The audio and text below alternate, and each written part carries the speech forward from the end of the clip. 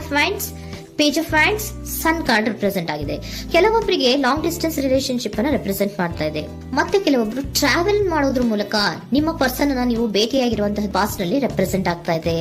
ನಿಮ್ಮ ಪಾಸ್ಟ್ ನಲ್ಲಿ ನಿಮ್ಮ ಲವ್ ಲೈಫ್ ನ ವಿಚಾರದಲ್ಲಿ ಒಂದು ರೊಮ್ಯಾಂಟಿಕ್ ಇತ್ತು, ಒಂದು ರೀತಿಯ ಕ್ಯೂರಿಯಾಸಿಟಿ ಇತ್ತು, ಒಂದು ಎಂಜಾಯ್ ಇತ್ತು. ಕೆಲವೊಂದು ರೀತಿಯ ಮೆಸೇಜ್ ಗಳನ್ನ ಎಕ್ಸ್ಚೇಂಜಿಂಗ್ ಮಾಡ್ಕೋತಾ ಇದ್ರಿ, ಫೋನ್ಗಳ ಮೂಲಕ ಅಥವಾ ವಾಟ್ಸ್ಆಪ್ ಗಳ ಮೂಲಕ ಮೆಸೇಜ್ ಗಳನ್ನ ಕಳಿಸ್ಕೊಳ್ಳುವಂತಹದ್ದು, ಒಂದು ರೀತಿಯ ಕ್ಯೂರಿಯಾಸಿಟಿ, ಎಕ್ಸೈಟ್ಮೆಂಟ್ ಗಳೆಲ್ಲ ನಿಮ್ಮ ಲವ್ ಲೈಫ್ ನ ವಿಚಾರದಲ್ಲಿ ಇತ್ತು.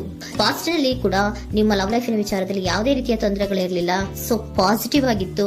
ಪಾಸಿಟಿವ್ ಚೇಂಜಸ್ ಗಳು, ಬದಲಾವಣೆಗಳನ್ನೇ ನೀವು ನೋಡಿದ್ದೀರಾ. ಯಾವುದೇ ರೀತಿಯ ತೊಂದರೆಗಳೇನು, ಜಗಳಗಳೇನು ಇಲ್ಲದೆ ಇರುವಂತಹದ್ದು ರೆಪ್ರೆಸೆಂಟ್ ಆಗ್ತಾ ಇದೆ. ಅಟ್ ದ ಪ್ರೆಸೆಂಟ್ ಸಿಚುಯೇಷನ್ ಹೇಗಿದೆ?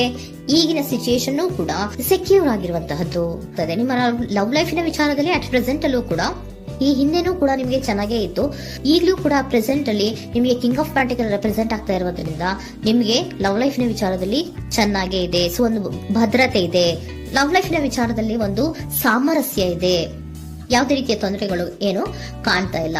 ಸೆಕೆಂಡ್ ಕಾರ್ಡ್ ಬಂದಿರುವಂತಹ ಪ್ರೆಸೆಂಟ್ ಸಿಚುಯೇಷನ್ ಅಲ್ಲಿ ಸ್ಟ್ರೆಂತ್ ಇದೆ, ಬಾಂಡೇಜ್ ಇದೆ. ಚೆನ್ನಾಗಿ ನೀವಿಬ್ಬರ ಮಧ್ಯೆ ಒಂದು ಬಾಂಡೇಜ್ ಇದೆ, ಸಾಮರಸ್ಯ ಇದೆ, ಹೊಂದಾಣಿಕೆ ಗುಣಗಳು ತುಂಬಾ ಇದೆ. ಆದ್ರೂ ಕೂಡ ಅಟ್ ಪ್ರೆಸೆಂಟ್ ಅಲ್ಲಿ ಕೆಲವೊಂದು ವಿಚಾರಗಳ ಬಗ್ಗೆ ಅನುಮಾನವನ್ನ ಪಡ್ತಾ ಇರುವಂತಹದ್ದು ರೆಪ್ರೆಸೆಂಟ್ ಆಗ್ತಾ ಇದೆ. ಅಟ್ ಪ್ರೆಸೆಂಟ್ ಅಲ್ಲಿ ನೀವು ಕೆಲವೊಂದು ವಿಚಾರಗಳ ಬಗ್ಗೆ ನಿಮ್ಮ ಮೇಲೆ ನೀವು ಕೆಲವೊಂದು ಡೌಟ್ ಅನ್ನ ಪಡ್ತಾ ಇರುವಂತಹದ್ದು ರೆಪ್ರೆಸೆಂಟ್ ಆಗ್ತಾ ಇದೆ. ನಿಮ್ ಲವ್ ಲೈಫ್ ನಲ್ಲಿ ಕೆಲವೊಂದು ರೀತಿಯ ಭದ್ರತೆಗಳಿದೆ. ಸೊ ಯಾವುದೇ ರೀತಿಯ ತೊಂದರೆಗಳೇನೂ ಇಲ್ಲ, ಒಂದು ರೀತಿಯ ಗುಡ್ ಬಾಂಡೇಜ್ ಇದೆ. ಆದ್ರೂ ಕೂಡ ನಿಮ್ಮಲ್ಲಿ ಯಾಕೋ ಆತ್ಮವಿಶ್ವಾಸ ಇಲ್ಲ, ಆತ್ಮವಿಶ್ವಾಸದ ಕೊರತೆಗಳು ರೆಪ್ರೆಸೆಂಟ್ ಆಗ್ತಾ ಇದೆ. ಯಾವುದೋ ಕೆಲವೊಂದು ಅನುಮಾನಗಳು ನಿಮ್ಮಲ್ಲಿ ನಿಮ್ಮ ಲವ್ ಲೈಫಿನ ವಿಚಾರವಾಗಿ ಇರುವಂತಹದ್ದು ರೆಪ್ರೆಸೆಂಟ್ ಆಗ್ತಾ ಇದೆ.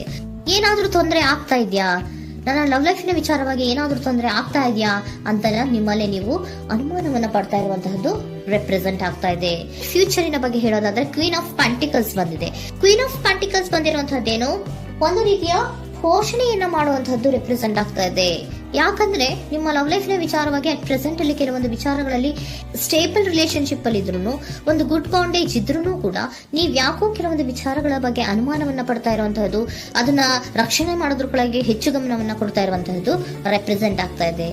ಇಮಿಡಿಯೇಟ್ ಫ್ಯೂಚರಿನ ಬಗ್ಗೆ ಹೇಳೋದಾದ್ರೆ ನೀವೊಂದು ರೀತಿಯ ಪೋಷಣೆಗಳನ್ನ ಮಾಡುವಂತಹದ್ದು, ನಿಮ್ಮ ಲವ್ ಲೈಫಿನ ವಿಚಾರವಾಗಿ ಕೆಲವೊಂದು ರೀತಿಯ ಹೆಚ್ಚು ಗಮನವನ್ನ ಕೊಡುವಂತಹದ್ದು, ಯಾವುದೋ ನಿಮ್ಮ ವಿಚಾರಗಳಲ್ಲಿ ಹಿಡಿತದಲ್ಲಿ ಏನ್ ಇಟ್ಕೊಂಡಿದ್ರೋ, ನಿಮ್ಮ ಪೊಸೆಸಿವ್ನೆಸ್ ಅನ್ನ ಏನ್ ಇಟ್ಕೊಂಡಿದ್ರೋ, ಯಾವುದೋ ಕೆಲವು ವಿಚಾರಗಳಲ್ಲಿ ನೀವು ಬಹಳಷ್ಟು ಓಪನ್ ಅಪ್ ಆಗಿ ಮಾತಾಡದೆ, ಯಾವ ವಿಚಾರಗಳನ್ನು ಕೂಡ ಹೇಳ್ಕೊಳ್ಳದೆ, ನಿಮ್ಮಲ್ಲೇ ನೀವು ಕೆಲವೊಂದು ಬೇಜಾರುಗಳನ್ನ ಏನ್ ಇಟ್ಕೊಂಡಿದ್ರೋ ಆ ವಿಚಾರಗಳನ್ನ ನೀವು ಮಾತಾಡುವಂತಹ ಸಾಧ್ಯತೆಗಳು ಇಮಿಡಿಯೇಟ್ ಫ್ಯೂಚರ್ ನಲ್ಲಿ ಕಾಣಿಸ್ತಾ ಇದೆ.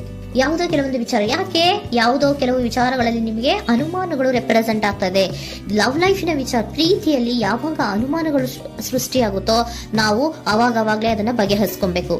ನಮ್ಮಲ್ಲೇ ಇಟ್ಕೊಳ್ಳೋದು, ಅಯ್ಯೋ ಏನಾಗ್ತಾ ಇದೆಯೋ ಅಂತ ಕೊರಗೋದು ಅಥವಾ ಏನಾಗ್ಬಿಡುತ್ತೋ ಅಂತ ಭಯ ಪಡುವಂತಹದ್ದು ಏನು ಬೇಕಾಗಿಲ್ಲ. ಯಾಕಂದ್ರೆ ಲವ್ ಇರುವಂತಹದ್ದೇ ನಂಬಿಕೆಯ ಬುನಾದಿಯ ಮೇಲೆ. ಸೊ ನೀವೇನ್ ಮಾಡ್ಬೇಕು, ಏನಾದ್ರೂ ಸ್ವಲ್ಪ ಡೌಟ್ಗಳು ಬಂದಾಗ ನೀವು ಅದನ್ನ ಬಗೆಹರಿಸ್ಕೋಬೇಕು. ಯಾವ ವಿಚಾರದಲ್ಲಿ ನಿಮಗೆ ಬೇಜಾರಾಗಿತ್ತು ಅದನ್ನ ನೀವೇನ್ ಮಾಡ್ಬೇಕು, ನಿಮ್ಮಲ್ಲೇ ಇಟ್ಕೊಂಡು ಕೊರಗಬಾರ್ದು. ಓಪನ್ ಅಪ್ ಆಗಿ ಮಾತಾಡೋದ್ರ ಮೂಲಕ ನೀವು ಕ್ಲಾರಿಟಿಯನ್ನ ತಗೊಳ್ಳುವಂತದ್ದು ನಿಮಗೆ ಇಮಿಡಿಯೇಟ್ ಫ್ಯೂಚರ್ ನಲ್ಲಿ ಕಾಣಿಸ್ತಾ ಇದೆ. ಯಾವುದೇ ವಿಚಾರಗಳ ಬಗ್ಗೆ ನೀವು ನಿಮ್ಮ ಲವ್ ಅನ್ನ ಅಥವಾ ನಿಮ್ಮ ಪ್ರೀತಿಯನ್ನ ಭದ್ರವಾಗಿ ಉಳಿಸ್ಕೊಳ್ಳೋದಕ್ಕೋಸ್ಕರವಾಗಿ ನೀವು ನಿಮ್ಮಲ್ಲೇ ಇಟ್ಕೊಂಡಿದ್ದಂತಹ ಅಥವಾ ಕೆಲವು ಬೇಜಾರಿನ ವಿಷಯಗಳ ಬಗ್ಗೆ ನೀವು ಹೆಚ್ಚು ಮಾತಾಡಿ, ಓಪನ್ ಅಪ್ ಆಗಿ ಕೆಲವೊಂದು ವಿಚಾರಗಳ ಬಗ್ಗೆ ಮಾತಾಡುವಂತಹದ್ದು ಮತ್ತೆ ಅದನ್ನ ಕ್ಲಾರಿಟಿಗೆ ತಗೊಳ್ಳುವಂತಹದ್ದು ರೆಪ್ರೆಸೆಂಟ್ ಆಗ್ತಾ ಇದೆ. ನಿಮ್ಮಲ್ಲಿ ಬಾಟಮ್ ಆಫ್ ದ ಡಕ್ ಅಲ್ಲಿ ಬಂದಿರುವಂತಹದ್ದೇ ಅದು. ಖುಷಿಯಾಗಿರ್ಬೇಕು, ಸಂತೋಷವಾಗಿರ್ಬೇಕು, ನಮ್ಮ ಲವ್ ಲೈಫಿನ ವಿಚಾರದಲ್ಲಿ ಒಂದು ಎಂಜಾಯ್ ಇರಬೇಕು, ಮತ್ತೆ ನೆಮ್ಮದಿ ಇರಬೇಕು, ಯಾವುದೇ ರೀತಿ ಗಲಿಬಿಲಿಗಳಿರಬಾರ್ದು ಅನ್ನೋಂತಹದ್ದೇ ನಿಮ್ಮ ಎನರ್ಜಿಯಲ್ಲಿ ರೆಪ್ರೆಸೆಂಟ್ ಆಗ್ತಾ ಇರೋದು.